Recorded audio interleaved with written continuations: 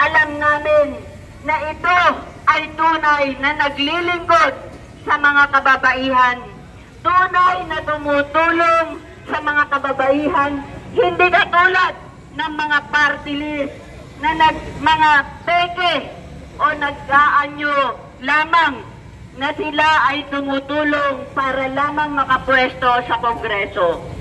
Kaya nananawagan kami sa COMELEC kay George Garcia na iproklama na ang Gabriela Women's Party List dahil naipakita na lahat ang batayan kung bakit kailangan na paupuin na sa Kongreso ang Gabriela Women's Party List. Huwag na niyang payagan pa kahit na ano pang apela ang gagawin ng Duterte Youth dahil malinaw na ang party list na ito ay isang peke at hindi naglilingkod sa mamamayan at hindi naglilingkod sa taong bayan. Kaya mula po sa Gabriela Women's Party List, sana po ay pakinggan nyo ang panawagan ng mga kababaihan na iproklama na ang Gabriela Women's Party List ngayon na para sa ganon ay may pagpatuloy ang pagbibigay serbisyo at paglilingkod sa hanay ng mga kababaihang inaabuso at nangangailangan at naghahanap ng proteksyon para sa kanilang kapakanan. Kaya mula sa hanay ng mga kababaihan sa Gabriela National Capital Region ay paulit-ulit na kumikilos at nananawagan para maproklama na ang Gabriela Women's Party List at makabalik na sa loob ng Kongreso.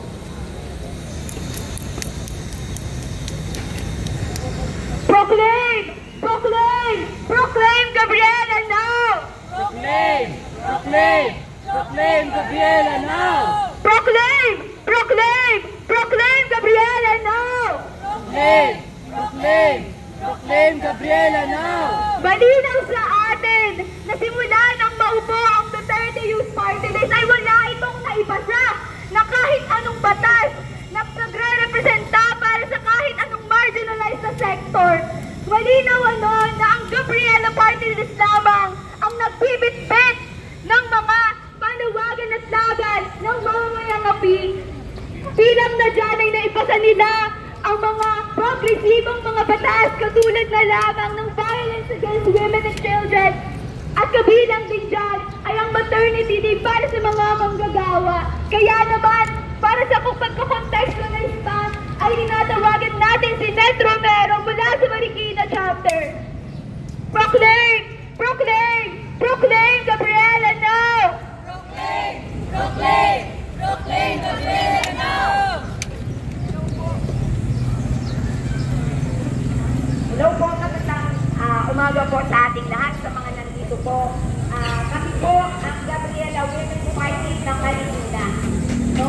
Na nananawagan po sa COMELEC na payagan at maiproklama na ang Gabriela Women's Party at maibalik po sa Kongreso ang totoong boses ng kababaihan sa Kongreso at tumutulong para sa karapatan ng babae, bata at bayan kasama ang LGBTQ. So, kami sa Marikina ay talagang nananawagan na maibalik. Bakit?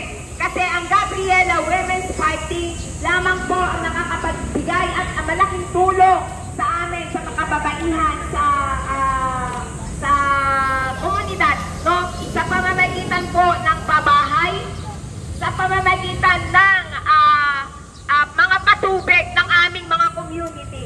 Sa ngayon po, meron po kami tinutulungan sa Marikina sa ma-reinstall ang patubig ng isang community. Dahil sikada na po na wala po silang tubig, nakikiconnect lamang sa kabilang kontador.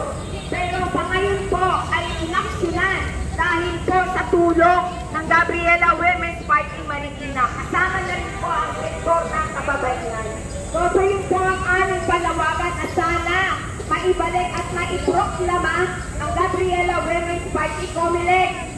Nananawagan po kami ng agarang pagsulong ng aming mga panawagan ng aming letter. Sa ngayon, kami po ay mayroong letter galing sa Marikina na nagsusulong na ito po ay sumusuporta na maiproklama ang Gabriela Women's Party bilang totoong boses ng kababaihan sa Kongreso. Kapag po walang boses ang kababaihan sa Kongreso, kawawa po kami mga kababaihan. Hindi lamang po kababaihan, kasama ang bata at bayan. Yun po ang laging layunin ng Gabriela Women's Party. Ang karapatan, isulong ang karapatan ng babae, bata at bayan. Yun lamang po at maraming salamat. Sana Comelec, tingin niyo po ang aming panawagan. Yun lamang po. Salamat po.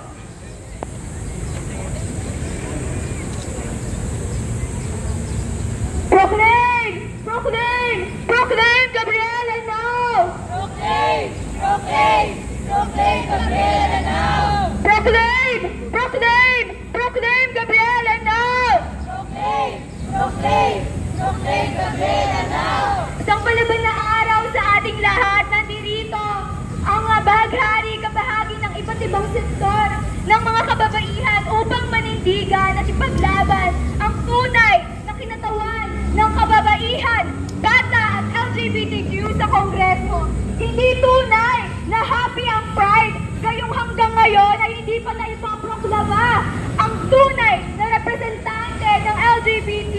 Sa mahabang panahon ay Gabriela Party List lamang ang natatanging kinatawan na bumibitbit sa laban ng komunidad ng LGBTQ.